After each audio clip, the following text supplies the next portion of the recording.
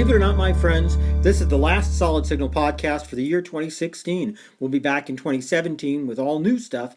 But this week, I'd like to take just a few minutes and talk about the year in review, because that's what everybody else is doing. And after all, why be original when you can just, rip off everyone else, I suppose. Anyway, this year in Solid Signal has been fantastic. I want to take every single opportunity to thank not only the hardworking Solid Signal staff who are out there every single day doing the best that we possibly can to make sure that all of your needs are met, but also our customers. We have the best customers, I'll be honest with you there. Our customers have been fabulous this year. They've raised us up to new heights. This has been the best year in Solid Signal history, and the best is yet to come. But looking back at the year in review, we have to take a look at a couple of trends that have really shaped the past year in technology. For a lot of people, Solid Signal means satellite television, and this has been a very interesting year in satellite television. First of all, in the DirecTV side, we saw the first live 4K broadcasts, 24/7 channel, to launch in the United States. And DirecTV's got 3 live channels of 4K. Nobody else has that. We also saw the first live sporting events, the first 4K Olympics.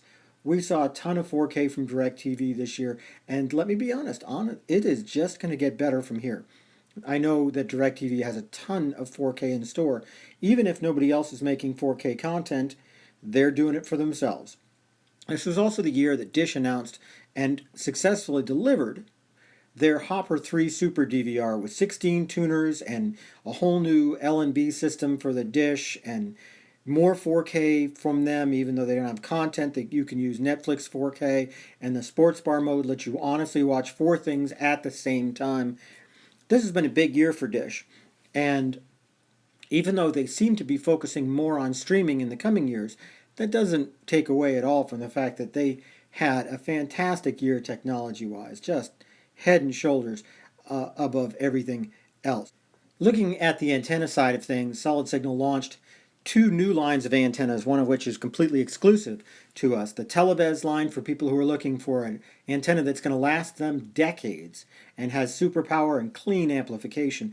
And the Antop line, which are for more budget-minded individuals, people who are still looking for a quality antenna with great amplification and LTE filtering, but aren't necessarily sold on the idea that they need to buy one antenna for the next 20 years. These have both been great products for us. And the fact that they look so different from anything else really underscores the fact that antenna technology continues to evolve. Looking at the cellular booster side of things, we've seen new cell boosters that do not need outdoor antennas to be super powerful. We've seen new indoor antennas that will take an older cell booster and get rid of the need for that outdoor antenna. And this trend is going to continue in 2017. I've got some ideas of what you're going to be seeing in the next month or so, and it's very impressive.